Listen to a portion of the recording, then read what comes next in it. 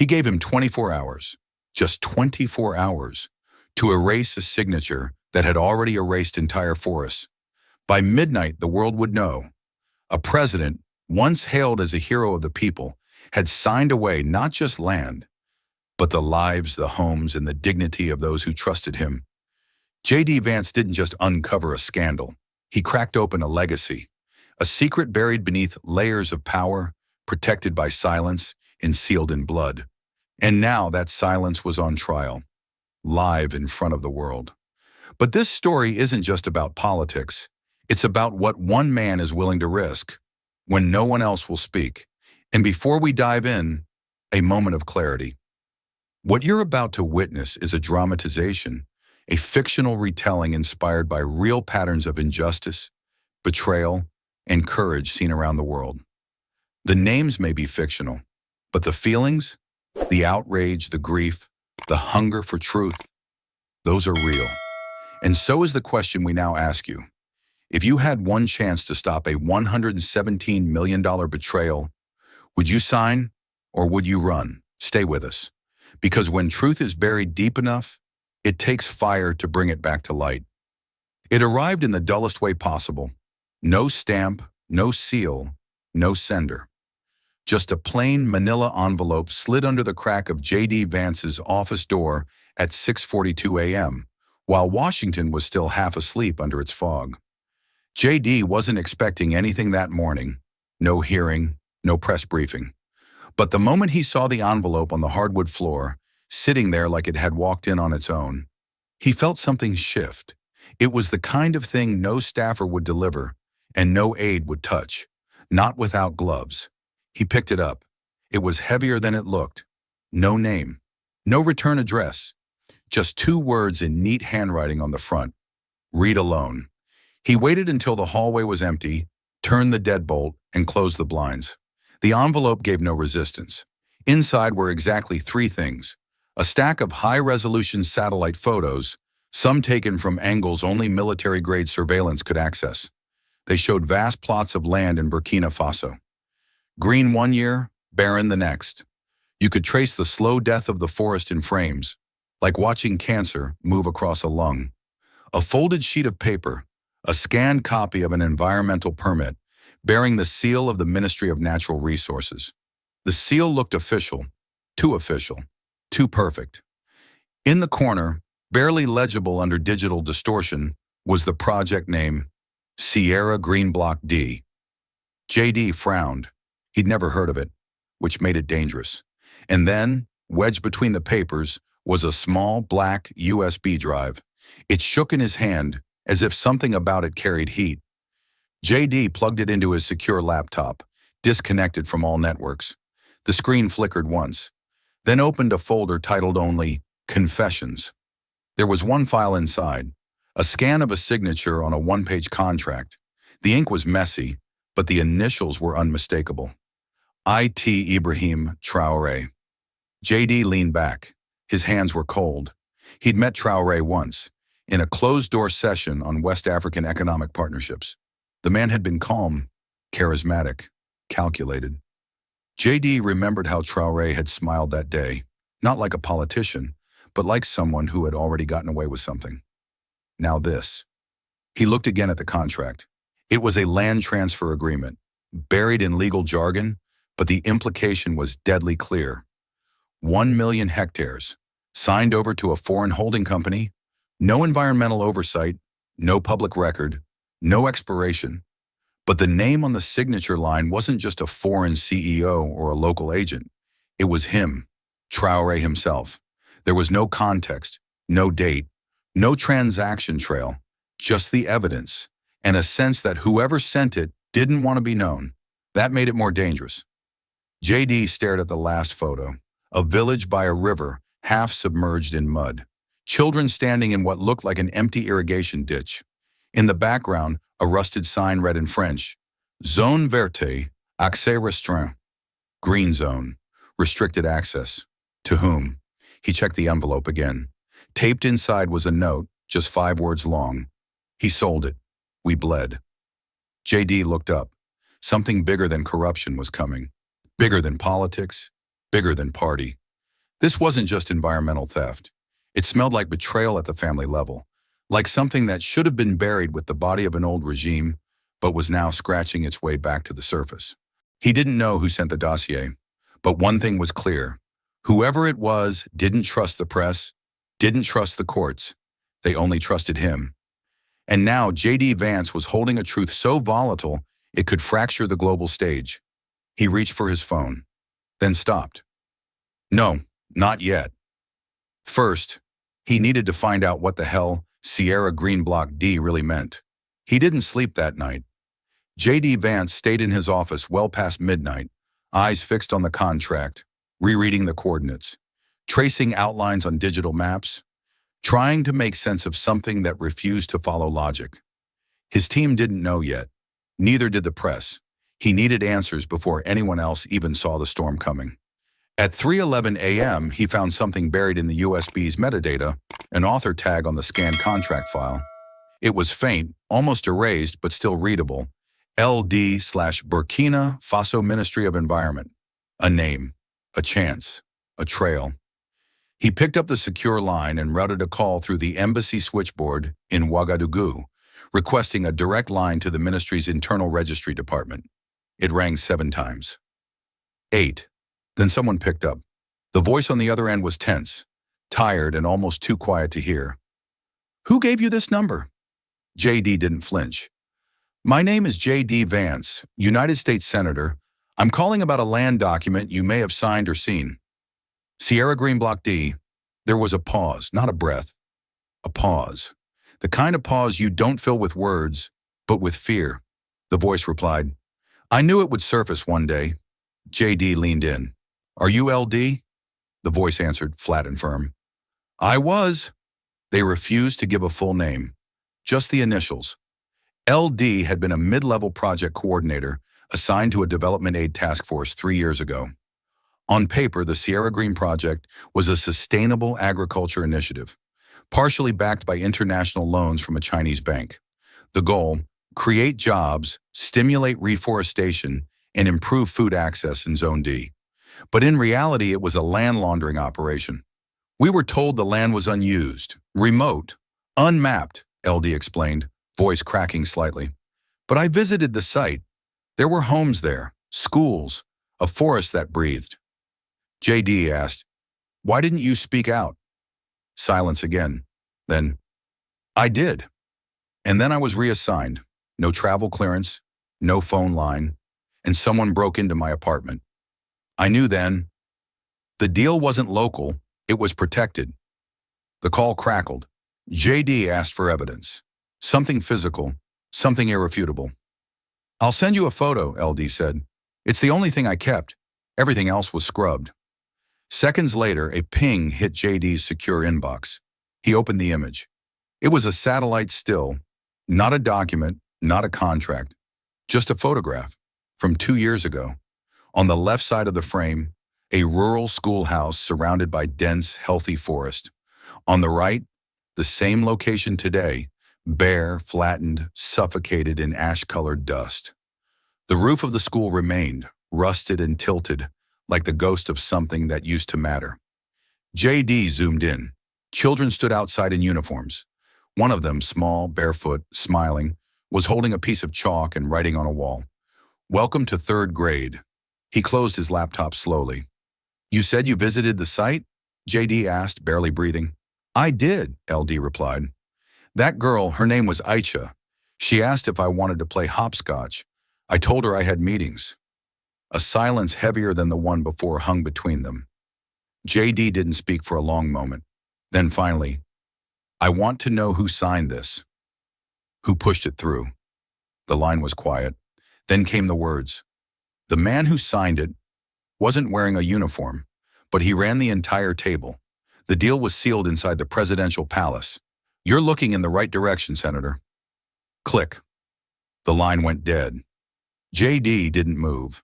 He stared at the screen, at the photo of the forest before and after. He looked back at the girl's chalk drawing and thought of how many stories were erased with the trees. And for the first time since opening the envelope, he no longer felt like someone reading a scandal. He felt like someone standing on a fault line, and hearing the rumble start. J.D. Vance remained seated long after the call ended. The photo of Aisha lingered on his screen, burning into his consciousness. She stood so still, so unaware of the storm she was framed inside. Just a child holding a rusted jug, bare feet planted in dust where roots once curled, where morning birds once sang. Behind her, only stumps and ruin. The school wall bore a fading mural, a smiling sun, a tree, a river. None of it existed anymore. His mind drifted, not to Africa, but home, to Breathitt County, eastern Kentucky, Appalachia. The valleys of his youth, now hollowed and quiet, where minds once hummed with promise, but left only poisoned creeks and broken families. J.D. remembered a hill behind his grandmother's house, once green and thick with sycamores. One summer, he returned and found it shaved to the bone. A coal company had bought the rights, dug into its belly, and vanished before winter. The birds didn't return the next spring. He had been Aisha once, not in geography, but in consequence. He had watched forests die. He had felt the silence afterward. The screen dimmed slightly as the laptop slipped into idle, but J.D. moved quickly to touch the trackpad and wake it. He couldn't lose the image. He didn't want to forget her face. He opened a new document and began compiling what he knew: coordinates, permits, the fake development aid cover, LD's metadata trail, and the likely players behind the Chinese shell firm. It wasn't solid enough yet, but it was forming. It was real. It was dangerous. He paused, then scrolled back to the satellite still, specifically to the girl's eyes. They weren't looking into the camera. They were looking past it, as if expecting someone to arrive, someone to explain. J.D. whispered to the screen, barely audible even to himself. If we stay quiet when one forest falls, we'll deserve silence when our own are gone. He didn't write that line down. He didn't need to. It settled into his chest like an oath. His phone buzzed, just once. A staffer asking if he was planning to join the morning policy briefing. He didn't reply. Not yet. Instead, he walked to the window. The city was waking up. Lights blinking on across D.C., taxis idling in the distance, joggers appearing like ghosts along Constitution Avenue. The Capitol dome stood across the horizon, luminous and solemn. He had stood beneath that dome and listened to colleagues talk about foreign aid oversight, like it was paperwork. He'd watched votes pass that traded distant villages for percentages on charts. But now he had a name, a face, a girl who once wrote, "Welcome to third grade," while bulldozers crouched just outside the frame. That changed everything. He returned to his desk and opened a secure channel to his lead counsel. They'd need clearance, subpoena power, and an airtight public angle. He typed 4 words into the subject line: immediate inquiry, Sierra Green. His finger hovered over the send key for a moment, then pressed. In a different world, it might have ended there. He could have passed the file to a subcommittee, issued a sternly worded statement, let the media cycle chew on it, and move on. But this wasn't just about policy, not anymore. This was about what happened when someone decided one girl's school didn't matter, when silence became strategy, when numbers replaced names. J.D. Vance knew what it meant to be overlooked, and now he knew what it cost. He closed the folder and locked the drawer. Outside, a siren wailed in the distance, fleeting but sharp. Dawn crept into the edges of the room. Tomorrow the world would hear the name Aisha. And for the first time in a long while, J.D. didn't feel like he was just writing policy. He felt like he was finally answering someone's question. The first clue came from an IP address buried deep in the metadata of a redacted export document J.D.'s team recovered from the Burkina Faso Ministry of Finance server. Masked, routed through 3 proxies, but ultimately tied to an encrypted email out of Kowloon Bay, Hong Kong. They ran the name on the internal memo: a T Group Holdings Limited. A paper entity, untraceable at first glance. But a pattern emerged when J.D.'s senior analyst cross-referenced the digital signature on the contract with a batch of incorporation documents filed through the Seychelles, then again in the British Virgin Islands. The signature was the same initials, same loop on the capital A. Then a full name surfaced in the background registry of a dissolved subsidiary: Alassane Traoré. Harvard class of 2012, major in global finance. A quiet presence on the international scene, known more in back channels than headlines. While his uncle Ibrahim Traoré consolidated political control in Burkina Faso, Alassane had been building something else entirely, an invisible empire. JD stood at the map projected on the conference room wall. Red lines connected shell companies across a web of offshore tax havens: Mauritius, Singapore, Panama, Dubai, the Caymans. Each company was linked to another by slivers: shared nominee directors, recycled corporate addresses, transaction timestamps within milliseconds of each other. There were 27 entities in total, all tied by digital DNA. The shell that signed the deforestation contract, Wellspring Eco Trading Ltd., was owned by AT Global, which was managed by Savannah Strategic Partners, which shared a physical mailbox with Greenland Future Holdings, another entity linked to a lithium mine acquisition in Congo 2 years prior. They weren't just laundering money, they were laundering reality. One of JD's aides summarized it best during a 2 a.m. strategy session. "We're not looking at corruption, we're looking at architecture." At the center of the structure was Alassane. Unlike his uncle, Alassane didn't appear on state broadcasts or military parades. He appeared in dinner rosters at Davos, in conference photos at Belt and Road summits, in 3 sentences buried in a G7 infrastructure report that described him only as a regional logistics consultant. JD read through a transcript from a leaked Zoom call between Alassane and a procurement officer in Chongqing. The language was clinical, nothing overtly illegal, but every sentence danced on a line. "We'll handle the local approvals through standard stabilization mechanisms. Our legal team will coordinate finalizations through third-tier shells to reduce visibility." To the untrained ear, it was corporate jargon, but to JD, it was a confession in slow motion. They hadn't just erased the forest, they had manufactured legitimacy around it, folded it into international trade corridors, wrapped it in development language, and insulated it with distance. Alassane had found a way to exploit global systems designed to protect sovereignty and use them to vaporize accountability. What disturbed JD most wasn't how it was done, it was how easily it worked. His team compiled a dossier, 27 pages, one for each company, each with timestamps, financial trails, and ownership overlaps. They included images of boardrooms that didn't exist and executive bios generated by AI.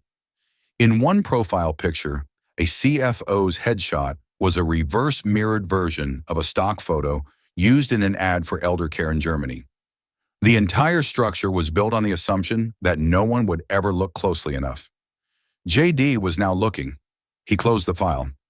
"I want Alassane's travel records," he said, "and I want a team watching Hong Kong." Someone asked, "Isn't this beyond your jurisdiction?" JD didn't blink.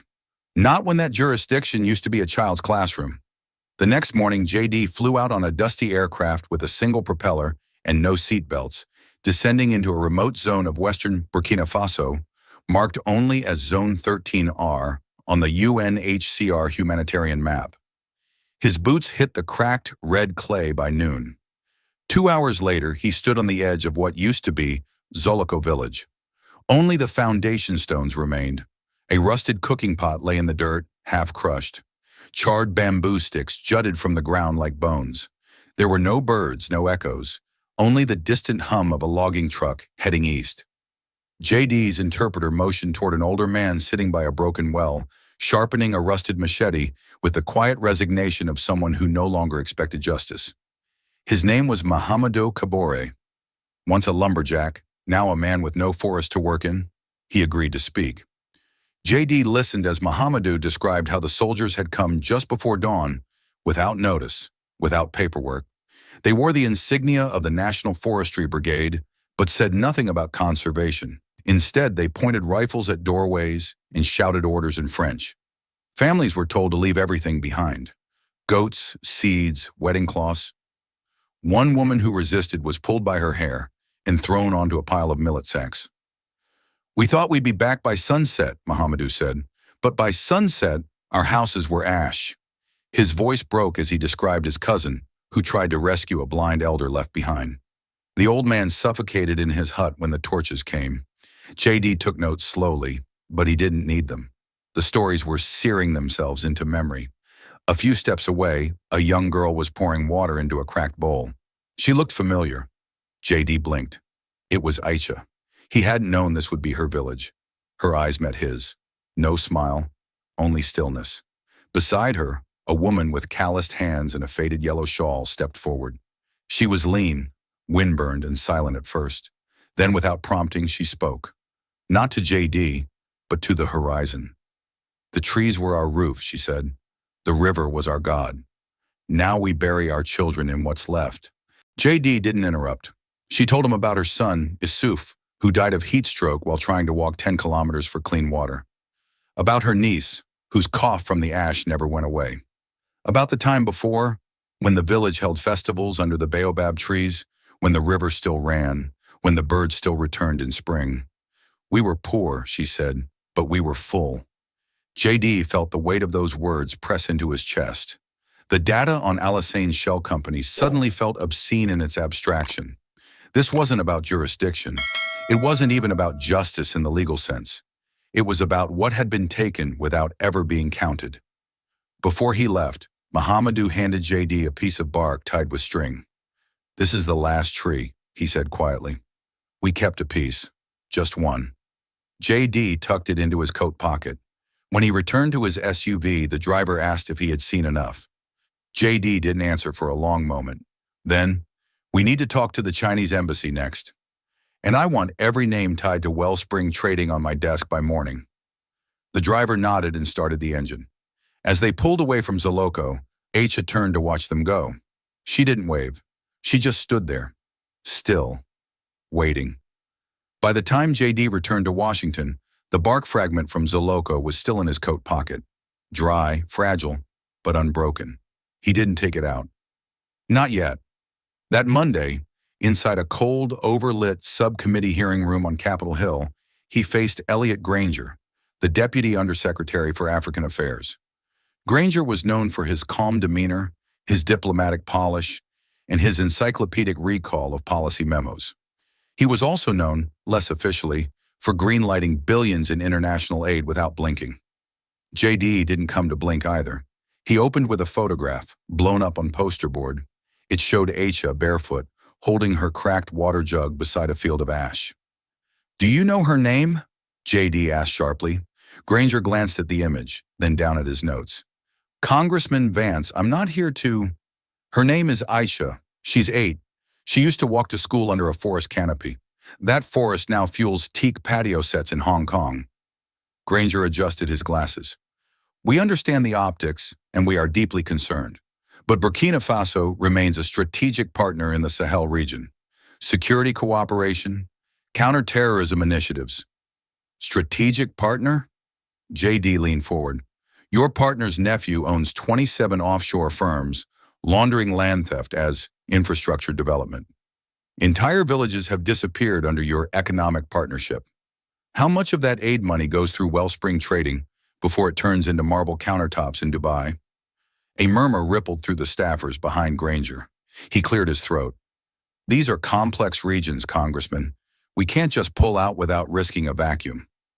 JD didn't raise his voice, but every word landed like a hammer. You already left a vacuum. I stood in it. The villagers you displaced don't need insurgents to suffer. They've got bulldozers flying American flags. Granger's jaw tensed. There are broader interests at stake. JD threw another image onto the table. Satellite photo, the before and after of Zoloco. Lush canopy reduced to bare earth, tracked with tire marks. You signed off on $118 million in development assistance last quarter.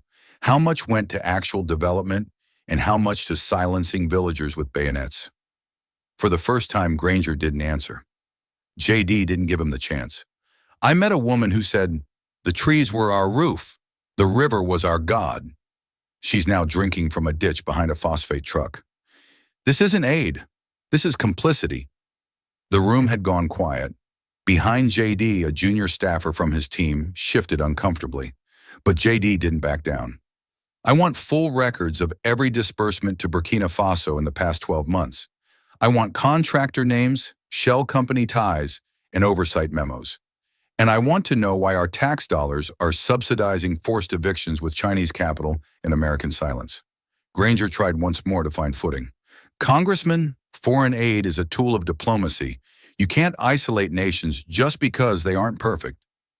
JD stood slowly, staring him down. We're not funding imperfection.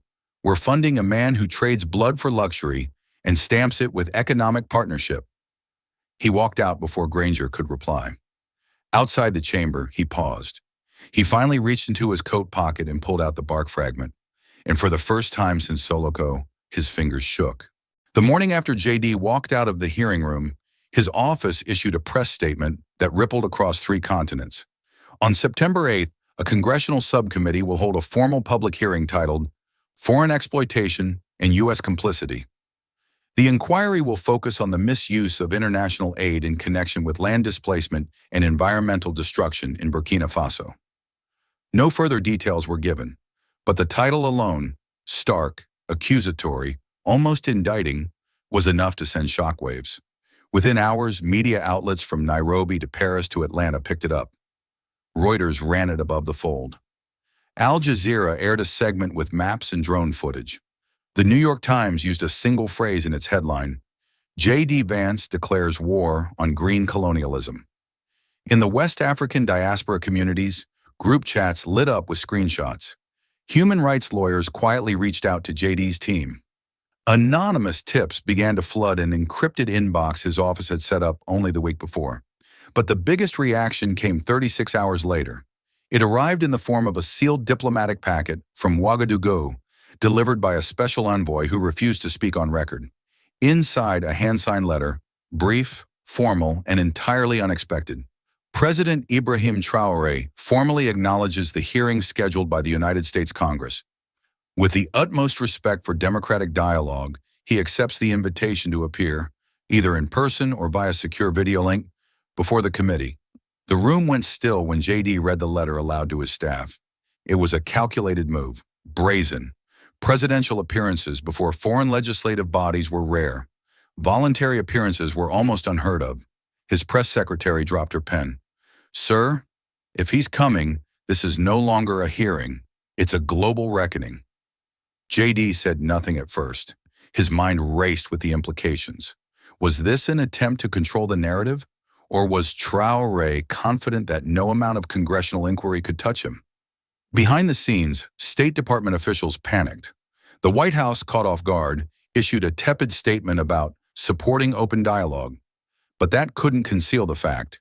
A sitting African head of state was stepping directly into the lion's den of American scrutiny, and doing so without flinching.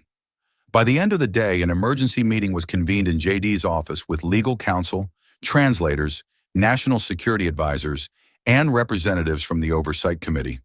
The logistics alone were daunting. Background checks, encryption protocols, language access, witness list coordination. But the real pressure was something else entirely. This wasn't just about aid anymore. It was about image, about narrative control, about who gets to define truth when the cameras are rolling. JD stood by the window of his office, watching tourists pass outside the Capitol. He imagined Aisha again, her jug, her silence, the dusty air around her school. If he's coming, JD finally said, we ask him about the permits, about the land sales, about Alisane. But more than that, we ask him to say Aisha's name. On record, in front of the world. The room fell quiet again. No one challenged him. Overnight, calls came in from embassies and advocacy groups. CNN International sent a camera crew to JD's district in Ohio. Chinese press outlets issued counter-narratives, framing the hearing as Western interference in sovereign development. But it was too late. The hearing had already taken on a life of its own, no longer just a subcommittee meeting, but a geopolitical stage where past exploitation, present denial, and future accountability would meet under oath and under spotlight.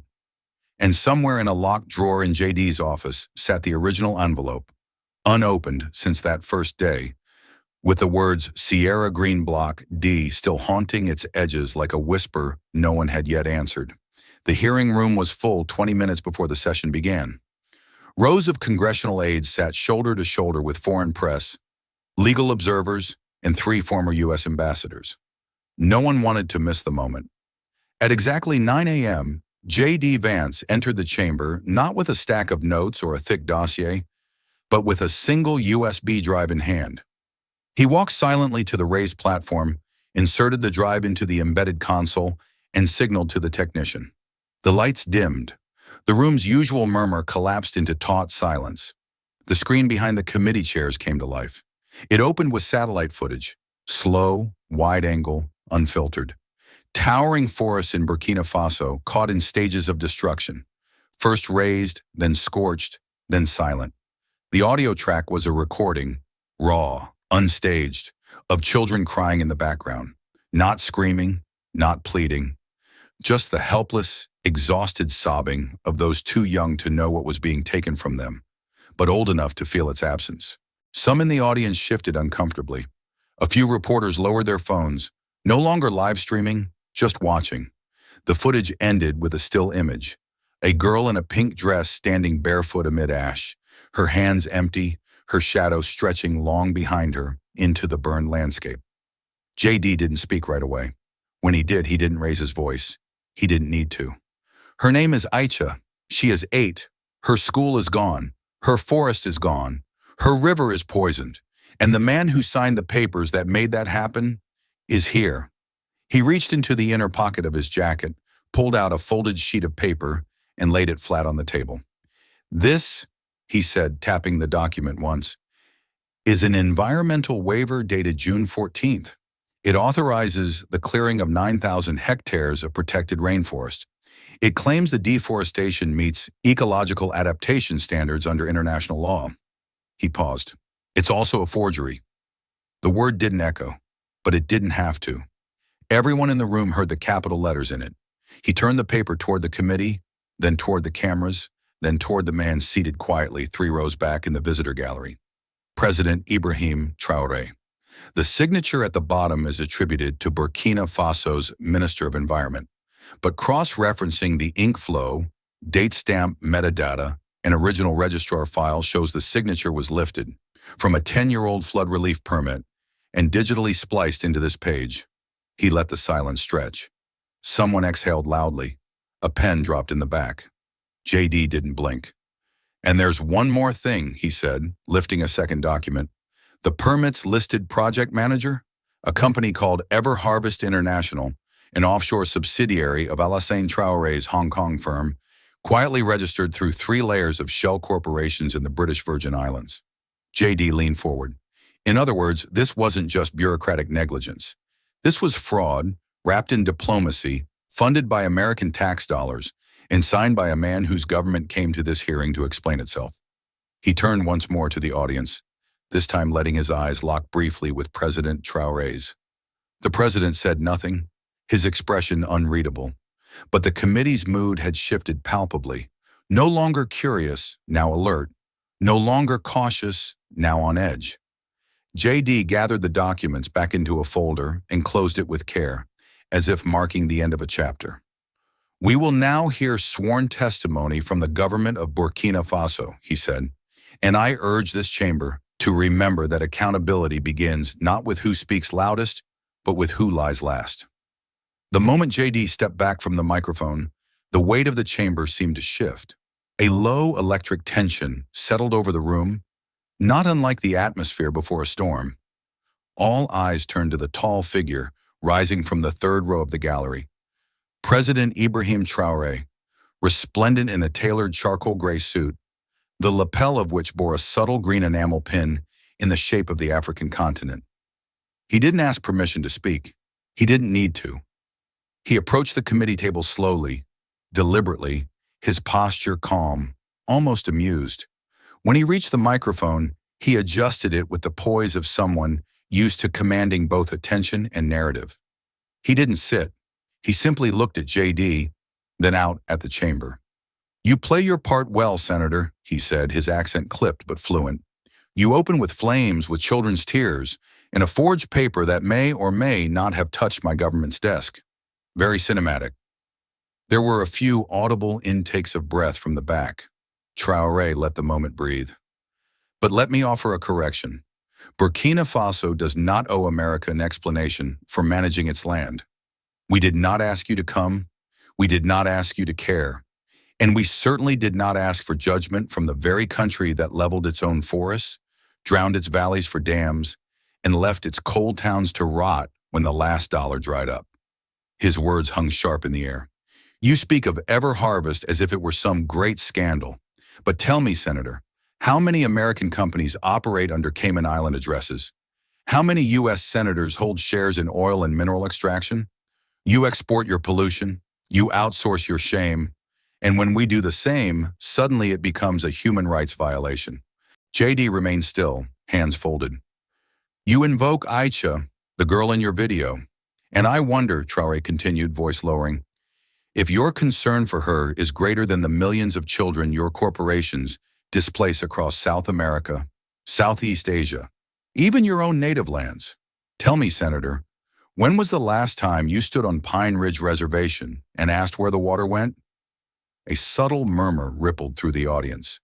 Traoré's tone never wavered, but his words struck with the precision of a man who had waited for this stage.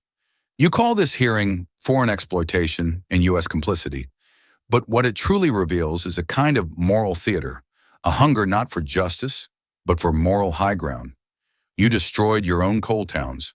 Now you want to police mine? J.D. stood slowly, not out of anger, but purpose. He didn't reach for a mic. His voice carried clearly across the chamber without it. We did destroy our coal towns, he said, and we paid for it. In suicides, in bankruptcies, in birth defects, in silence. You're right, we were blind. He took a breath. But here's the difference, Mr. President. We finally faced that silence. We stopped pretending it was someone else's fault. And we built the institutions that let us hold this very hearing. He stepped closer, not confrontational, just steady. So the question isn't whether we sinned, it's whether you will. Traoré's expression remained unreadable. Behind him, one of his aides stiffened. A reporter's pen scratched furiously. Somewhere in the back, the room's temperature seemed to dip, if only for a second. J.D. didn't wait for a reply. He turned back to the committee table, reclaimed his seat, and flipped open his folder to the next tab. Mr. Chairman, he said, I request that we now enter into record the financial disclosures from EverHarvest and its parent entities. The gavel struck wood once, echoing through the chamber, and just like that, the battle lines were drawn, not between nations, but between truths. The hearing resumed after a recess, but the mood had shifted. The room was no longer just tense, it was bracing for impact. J.D. returned with a quiet stillness in his gait, a folder under his arm, and something unreadable behind his eyes. He didn't look at Traoré this time. He looked directly into the camera lens broadcasting live to every major outlet across the Atlantic. I'd like to submit Exhibit 17 into the congressional record, J.D. said calmly. It's a 5-minute surveillance clip, time-stamped April 14th, 2 days after the land contract was signed. He gave a small nod to the technician. The chamber lights dimmed. The screen lit up. A grainy black and white feed emerged. Interior security footage from the Grand Pearl Casino in Macau. The timestamp blinked in the corner. It was past midnight. The camera slowly panned to a VIP table. There sat Alassane Traoré, dressed in a crisp designer jacket, flanked by 2 Chinese executives and a woman laughing behind a veil of cigarette smoke. In front of Alassane was a tower of chips, more than $200,000 in estimated value.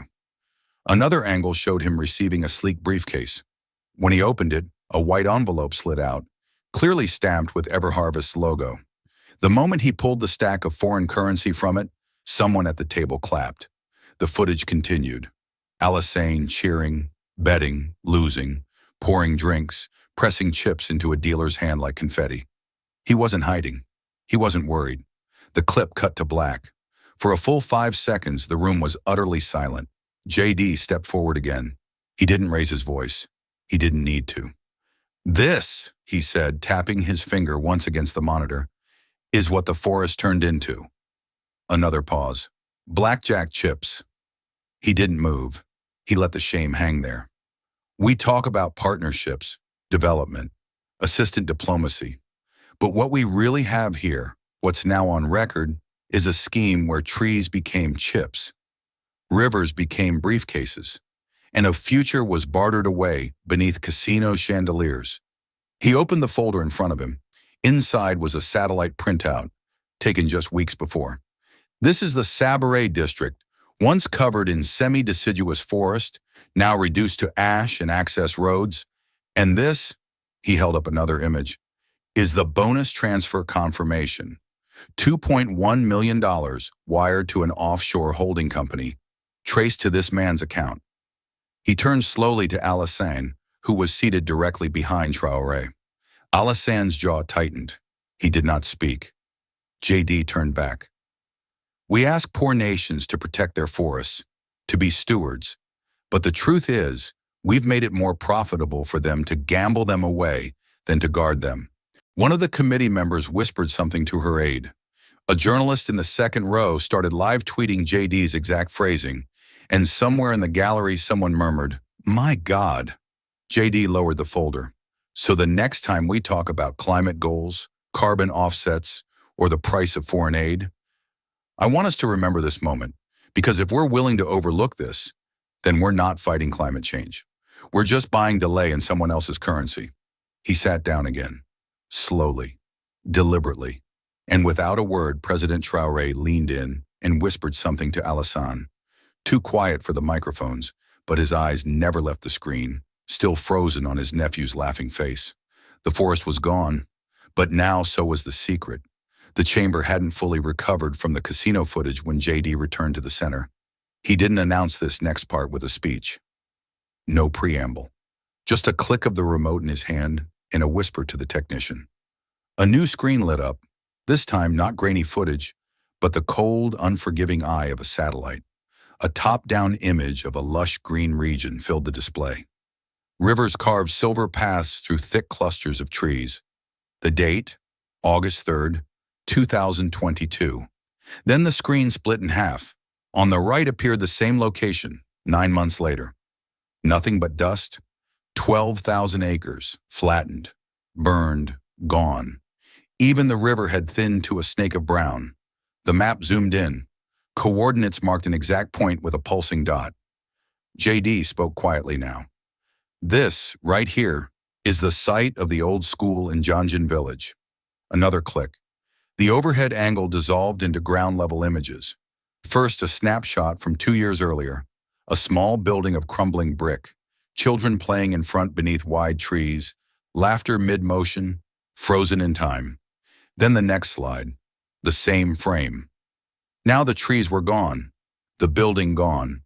Only a patch of sand and scorched earth, littered with tire tracks and a piece of plastic fluttering in the wind. Then the third photo.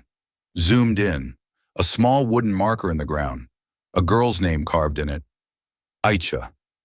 A new hush filled the room. This is what progress looks like, JD said, at least on the spreadsheets. He turned, addressing the senators behind him without flinching. According to the development report, this land was marked as cleared for agricultural readiness. No mention of the school, no mention of the homes, no mention of the children who lived there. He took a long breath. We keep telling ourselves this is about balance, growth, strategy, but I ask, what strategy explains the silence around a grave that didn't exist last year? He stepped forward, remote still in hand.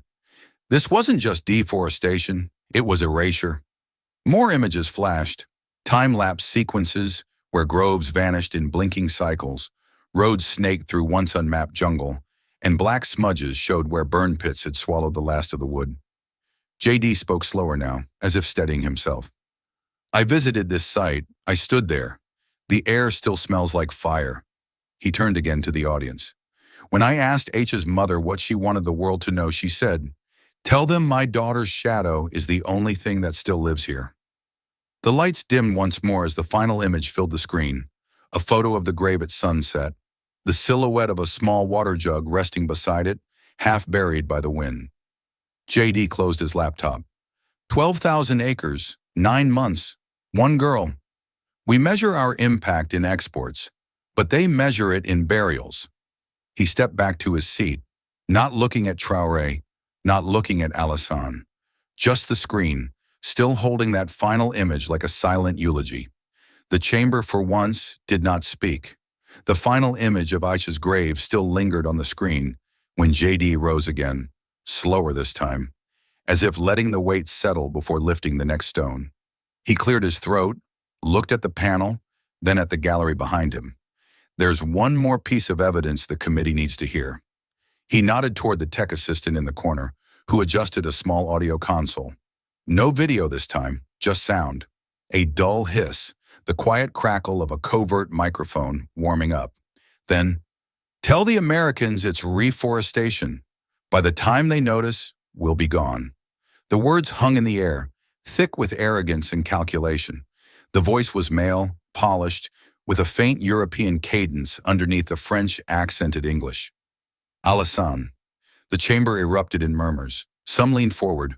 Others turned their heads to each other in disbelief. A few staffers began typing furiously.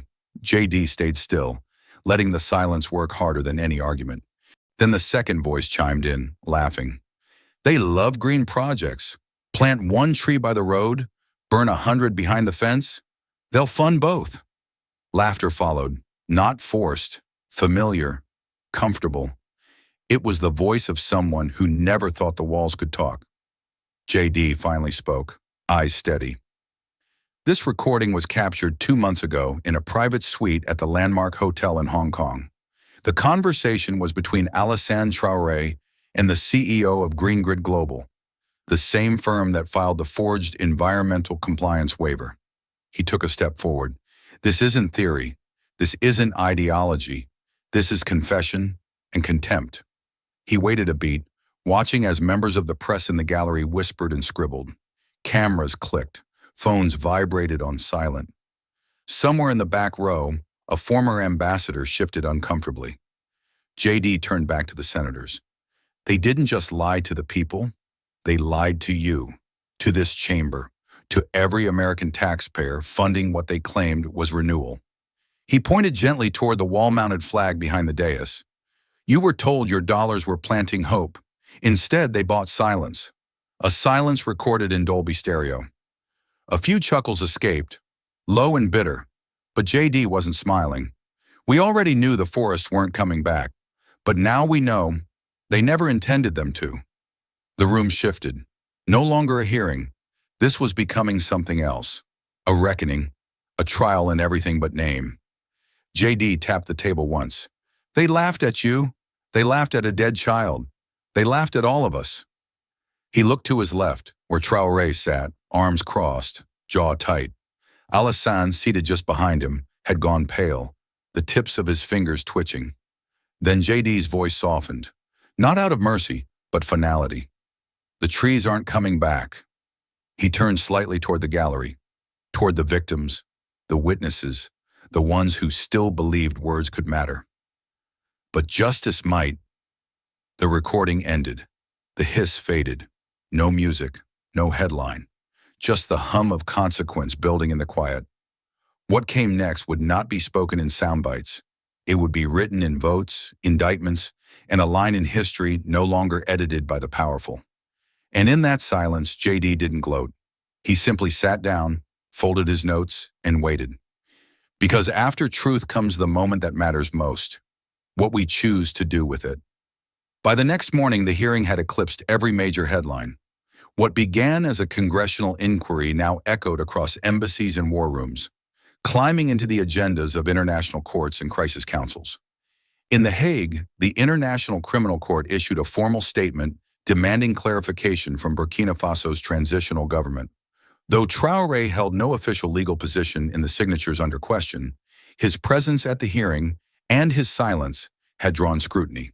The ICC asked pointedly whether state-sanctioned deforestation under falsified permits constituted an ecological crime against humanity.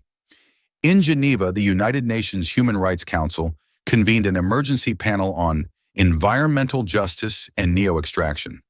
Their statement was brief but severe. When forest becomes finance and children become collateral, the international community must speak. Within hours, multiple EU Parliament members called for a suspension of all non-humanitarian aid to nations involved in the forged environmental waivers.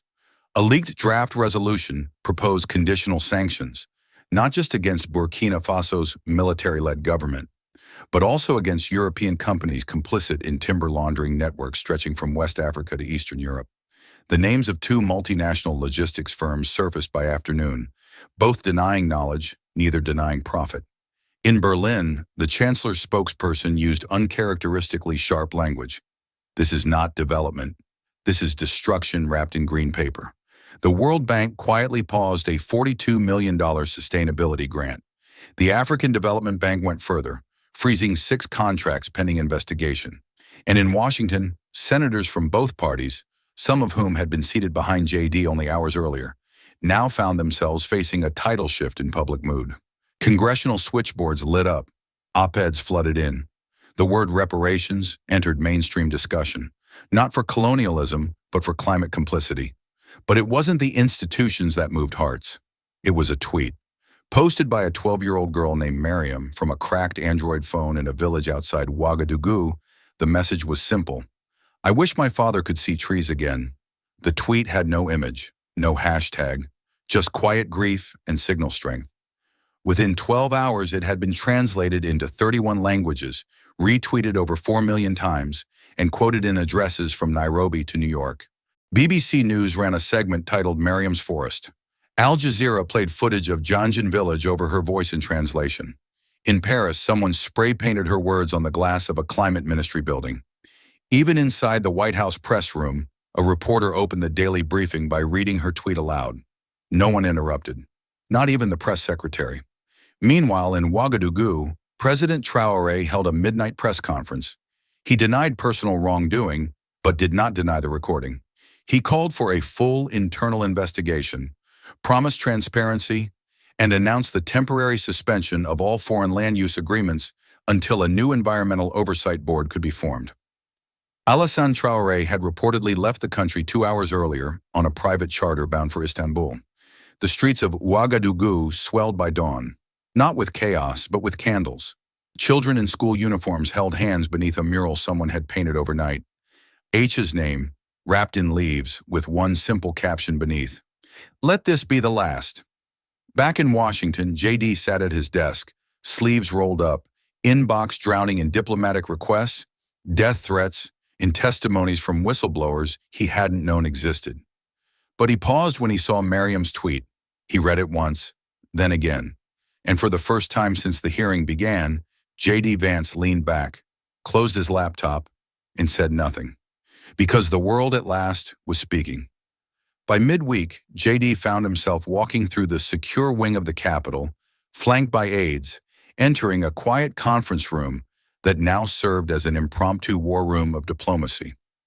Waiting inside were 5 ambassadors, France, Germany, Canada, Japan, and South Korea, each seated stiffly, folders in hand, expressions unreadable. The air was thick with the residue of Miriam's tweet in the hearing's aftermath. JD greeted each of them, but pleasantries evaporated fast. The French ambassador opened first, his tone clipped but polite. You've struck a nerve globally, that's clear. But a clean reckoning won't be easy. Traoré is popular in parts of West Africa. If this becomes perceived as neo-colonial scolding, we all lose. JD nodded. Then let's not scold, let's clean. The German ambassador leaned forward. Berlin supports a joint resolution for sanctions, but only if China signs off. Without them, the timber trade finds other ports. Canada's representative followed. We'll endorse public accountability language, but not military entanglement, and certainly not regime destabilization. Stability is our priority. South Korea added cautiously, we are prepared to freeze funds tied to Alassane's network, assuming clear financial pathways are made public. But without confirmation from Hong Kong authorities, we cannot proceed. Only the Japanese ambassador stayed quiet. Then softly, you need to understand, Senator, everyone supports you, conditionally. The silence that followed wasn't hostile. It was logistical. JD stood up slowly, walked toward the long windows. Behind him, the sun bounced off mirrored rooftops of Washington's secure core. When he turned back, he wasn't angry, just certain. I'm not asking for troops. I'm not asking for regime change. I'm asking for integrity, measured in actions, not aligned statements. He paused. If you can't join fully, at least don't stand in the way. The meeting ended without formal agreement, but not without traction. France and Germany prepared internal drafts for sanctions contingent on confirmation of document forgery. Canada released a public statement condemning opaque timber deals that enrich the few at the cost of the many. Japan suggested a private back channel to press Hong Kong regulators for company disclosures. South Korea committed to sharing intelligence. JD thanked them all, but one chair stayed empty throughout: the Chinese ambassadors. Beijing had gone silent. Hours earlier, an aide had informed JD that calls to the PRC embassy were going unanswered. Their UN delegation offered vague diplomatic language, but nothing binding. Satellite imagery suggested no slowdown in timber shipments to Chinese ports. The same logistics firm, under EU scrutiny, had rerouted cargo through a Chinese-owned terminal in Djibouti. In a press conference that afternoon, a reporter from Reuters asked JD bluntly, "Senator, does the silence from Beijing signal deeper collusion?" JD didn't hesitate. "I don't deal in signals. I deal in consequences, and the silence speaks for itself." Another hand went up. "What if this costs America key partners?" JD scanned the room, then leaned slightly toward the mic. "Even power turns its back when truth walks in the room," he said. "But truth doesn't care who stays. It only asks who stands." That night, as the headlines updated in real time, a quiet shift began to take place. Not just in ministries and newsrooms, but in boardrooms. Investors started pulling out of timber conglomerates with exposure to the scandal. Sustainability funds demanded audits. A Fortune 500 CEO resigned without comment. And in a private message leaked from a U.S. trade representative to JD's office, 6 words read, "They're watching you, don't blink." JD didn't blink, because the alliances may have cracked, but the truth hadn't. JD walked into the briefing room alone. No staff, no press secretary. Just him, the seal of the Senate behind, and a single sheet of paper in his hand. Reporters were already murmuring when he stepped to the podium. The cameras lit up, wires hissing, the room snapping to attention. JD didn't clear his throat. He didn't smile. He began. "As of this morning, we have confirmed that over 12,000 acres of protected forest land in Burkina Faso have been cleared under illegal pretenses. The waiver used to justify this clearance has been proven fraudulent. The signature on that document belongs to Alassane Traoré, nephew of the president. The money paid for it was laundered through Hong Kong and used in a Macau casino." He paused only long enough for those in the back to catch up. "We have also confirmed that the timber extracted has entered ports in Guangzhou, Shanghai, and Qingdao. The shipment trails, the wire transfers, and the internal correspondences are documented. If any nation, company, or financial institution continues to enable these transactions, they will be named, sanctioned, and prosecuted under U.S. and international law." JD lifted the paper. "Not for the room, for the camera. This letter," he said, "has been delivered to President Ibrahim Traoré through the proper diplomatic channels. It contains a deadline."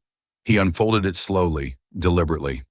"The United States is offering one last option: cancel the contract, return the forest concessions to public trustees, commit to an independent audit and prosecution of financial crimes within 24 hours. He looked up.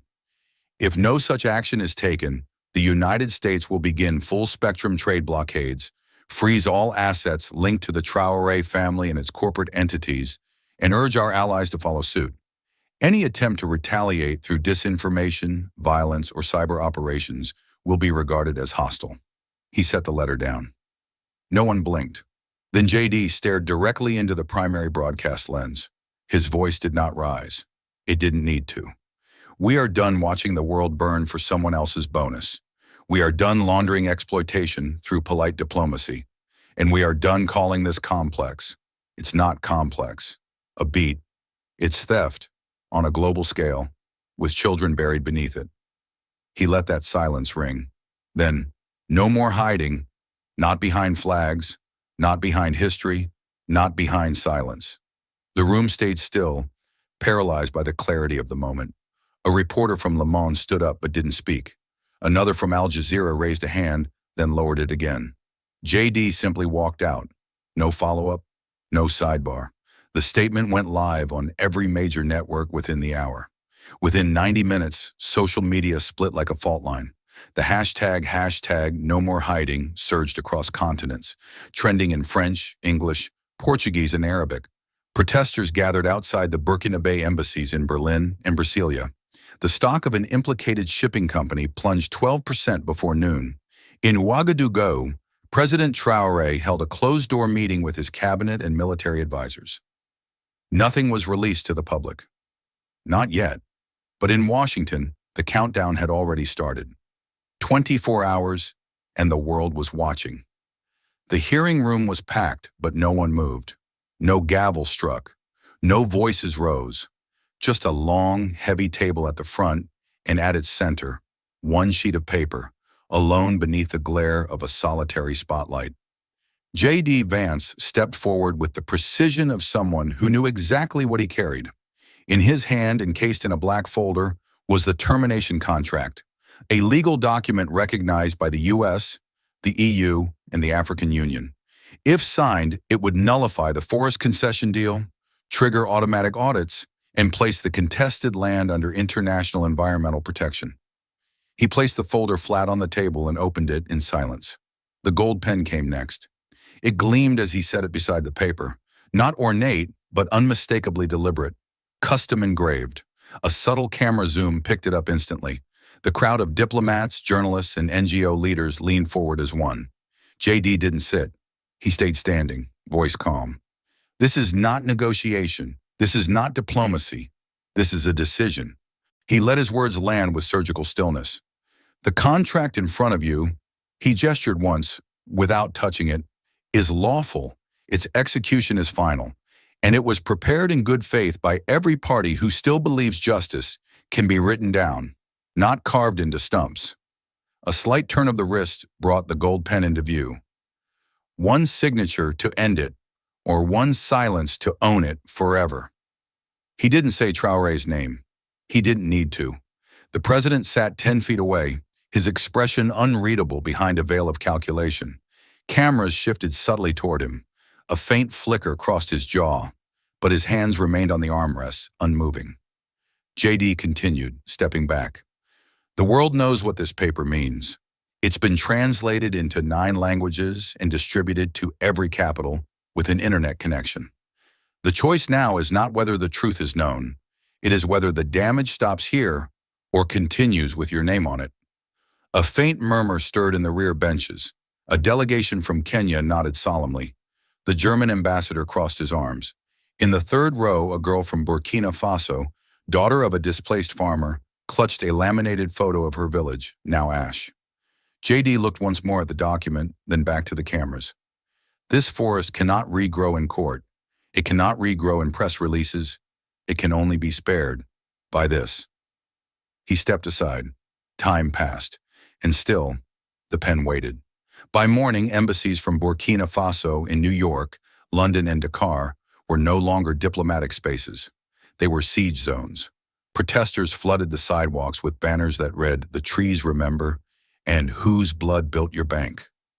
Some lay silently on the concrete, faces painted with ash. Others chanted in 3 languages, their cries amplified by camera drones that hovered overhead like silent witnesses. Traffic snarled, sirens looped, and the image of a girl holding a charred sapling went viral in under an hour. In Geneva, the confirmation hit like a fault line cracking open.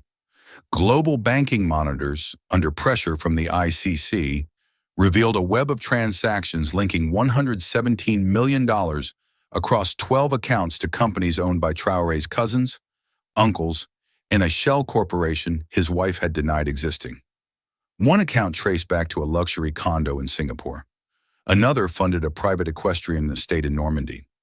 Inside the presidential compound in Ouagadougou, chaos spread not with shouting, but silence. Advisors hovered near doorways, phones in hand, eyes glued to stock tickers and encrypted channels. One aide vomited in a stairwell after learning that the African Development Bank had frozen project disbursements. Another whispered that France was preparing to pull military cooperation. Traoré stood in the center of it all, unmoving, as the room swirled with collapsing confidence. His brother Alassane tried to offer strategy, talking points, a media counterstrike, maybe a speech about national sovereignty. But Traoré didn't answer. Not yet. Back in Washington, J.D. Vance was already 2 interviews deep. One with the BBC, another with Al Jazeera. His tone was unflinching, his wording meticulous. "This is not about regime change," he told them. "This is about a reckoning." Behind him, the footage of the forged waiver rolled again, this time translated in real time into Arabic, Swahili, and French. In social media war rooms from Brussels to Lagos, activist coalitions redirected traffic to JD's congressional website. Over 40 million views in 24 hours. Congressional phones rang nonstop. A senator from Oregon called it the first modern case of moral foreign policy enforcement without a single drone. But no one in JD's circle declared victory. Not yet. Not when Traoré's silence remained unbroken. Not when the gold pen remained untouched. Because storms this big don't pass. They choose where to land. The phone rang 3 times before it clicked. Traoré's jaw tightened as he waited through the usual encrypted tone. No greeting, no translation, just silence. He repeated the code phrase, slower this time, carefully spaced. "Northern wind clears." The static lingered longer than it should have. Then the line dropped. He stared at the device for several seconds before placing it back in its cradle. Around him, the ornate presidential office was too quiet. No rustle of aides, no incoming texts, no flicker of the monitors that usually mirrored CCTV across the compound. Even the air felt different, thicker, colder, as if the walls were aware of the withdrawal before he was. Beijing was gone, not officially, not in writing. But the message was louder than any communique, and it came with finality. Traoré turned toward the window. Outside, smoke from nearby protests painted the horizon in shifting grays. The national flag, green, red, and gold, whipped in a wind that hadn't visited for weeks. Somewhere beneath it, an older woman held up a broken walking stick in front of a camera and shouted into a crowd, though he couldn't hear her words. She looked like his aunt, or someone's. His breath fogged the glass. No security guards passed by. No vehicles stirred in the courtyard. For the first time in 3 years, no one was waiting for instructions. He raised his hand, as if to wipe the window, but stopped. Instead, he lowered it slowly and let it fall to his side. Across the world, inside a quiet congressional office in D.C., J.D. Vance watched the same scene unfold via a delayed security feed. His team had gone home for the night. Only a single lamp lit the desk beside him. The grainy footage showed Traoré's face in profile, still against the glass, backlit by the sky he once claimed was his to command. J.D. didn't speak for a while. Then he leaned back in his chair, hands clasped loosely in his lap, and said aloud to no one in particular, "He's finally alone with what he did." No headline captured that moment. No ticker scrolled across a newsfeed. But something in the world shifted, quietly, irrevocably, like the final gust before a forest stalls. The chamber was full, but the silence inside was unlike any hearing that had come before it. There were no opening statements, no camera flashes, no murmurs from aides or restless journalists. Only breath, only chairs creaking as people shifted to see the doorway. President Ibrahim Traoré entered alone. His stride was slower than before, shoulders heavier. The once pristine military-cut suit hung differently now, as though it no longer fit. The usual aura of defiance that clung to him was gone, replaced by a hollowness that followed him like a second shadow. J.D. Vance stood already, waiting. His expression was unreadable, not victorious, not cruel, merely steady. When Traoré approached the table and sat without prompting, J.D. gave a single nod and gestured toward the microphone. "The stage is yours, Mr. President," he said evenly. Traoré didn't respond immediately. His eyes wandered across the room, past the reporters, past the diplomatic section, past the staffers who once scrambled to decode his every word. He took in the gravity of the moment, not as a politician, but as a man stripped bare. When he finally spoke, his voice was low but clear. "Power is a strange thing. It gives you the illusion of permanence. Makes you think forests will regrow just because you decree it. that rivers will cleanse themselves out of loyalty, that people will forget, if only you speak long enough, loud enough. He paused, then continued without looking at JD. I did what I thought my country needed, and I lost more than I ever imagined. No one interrupted. No one clapped. JD remained standing, his hands resting gently on the table. He offered no rebuttal. This was not a day for arguments. Traoré reached into the folder before him. He unfolded the document slowly, the sound of paper louder than it should have been in the dead quiet. When he reached the final page, his fingers hovered for a moment. Then carefully, he placed them flat. I have read every clause, he said. I know what it means. For me, for my country, for history. JD lowered his gaze for the first time. There was no celebration in his posture, no smirk of conquest, only a sense of finality. Traoré reached for the gold pen beside the contract. The pen trembled slightly in Traoré's hand, but he steadied it. There were no photographers allowed in this final moment. No dramatic shutter clicks, no artificial flashes to flatten the human weight of the decision. Just the quiet breath of people holding vigil as ink met paper. He signed his name in full, no abbreviations, no flourish. Ibrahim Traoré. Once done, he set the pen down with precision, aligning it beside the folder as though symmetry might offer some semblance of control in a day where everything else had slipped away. His hand lingered on the page for a moment before he finally let go. I hope you know what you've started, he said, turning to JD. JD's reply came without hesitation, yet it carried the depth of something lived. A reckoning, he said, and a replanting. They locked eyes, and for the first time, there was no battle in the gaze. Only acknowledgement, not of friendship or even respect, but of consequence. The echo of two men who had walked into history from opposite ends of the world and now stood in the middle of it together, neither untouched. A staffer stepped forward silently, lifting the contract and slipping it into a secure folder. Traoré did not rise. He stayed seated as the room began to exhale, an audience unsure whether they'd witnessed justice, surrender, or something too complicated for either word. JD stepped back and offered a nod to the clerk beside him, who began to process the filing. There was no ceremony, no signature seal, just bureaucracy, as cold and final as any gavel. Outside, the streets had gathered into a reverent hush. Screens across 5 continents displayed only one still frame, the gold pen beside the termination contract. The noise of protest, of diplomacy, of markets reacting and alliances shifting, none of it reached the quiet gravity of that image. Inside, JD turned to leave. He said nothing more to Traoré. The chamber doors opened as he walked out, and for a long while, no one followed. Traoré remained alone at the table, staring at the indentations left by his own signature. It was over, but nothing was finished.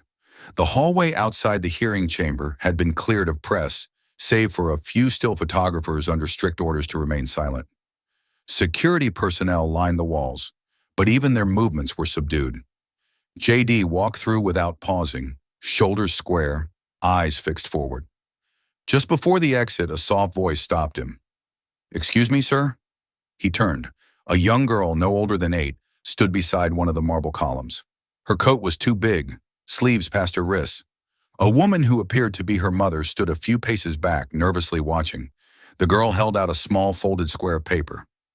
JD hesitated, then stepped toward her. She didn't speak again, just handed it to him with both hands. Her face was solemn, not shy, as if she understood the moment in a way beyond her years. JD knelt, unfolding the paper. It was a crayon drawing. A single green tree stood in the middle, its roots spreading wide beneath it. On one of the branches, a small bird was drawn, its wings outstretched. No words, just color and quiet meaning. He looked up. What's your name? Alima, she said. JD smiled gently, not the practiced one from interviews, but something quieter. This is why we fight, Alima, he said, holding the drawing at eye level. For what still grows. She nodded, though her eyes had already drifted back to the paper as if checking it remained whole. He folded it again, carefully, and slipped it into the inner pocket of his jacket. Then he stood. Outside the Capitol building, the crowd had begun to cheer, Not wildly, but with that rolling, thunderous rhythm that builds not from noise, but from relief. It was the kind of cheer that comes after something hard and needed has finally happened. As JD stepped into the sunlight, he looked not at the cameras or the headlines beginning to scroll across the press vans, but toward the rows of children now gathered at the barricades. Their signs lifted, some awkward, some earnest. On one of them, scrawled in shaky marker, was a phrase, "Let the trees come back." He paused only for a second, then walked forward. This story reminds us that accountability is not about revenge. It's about restoration. When power listens, and when courage speaks, change becomes possible. What started as confrontation became an opportunity to plant something better. One act of integrity can echo further than 1,000 commands. What would you stand for if the world was watching, and if it wasn't? If this story touches you, don't let it stop here. Like, share, and subscribe to JD Stories, where every voice matters and every story echoes far beyond the screen. This story is a fictionalized and dramatized narrative created for educational, inspirational, and storytelling purposes.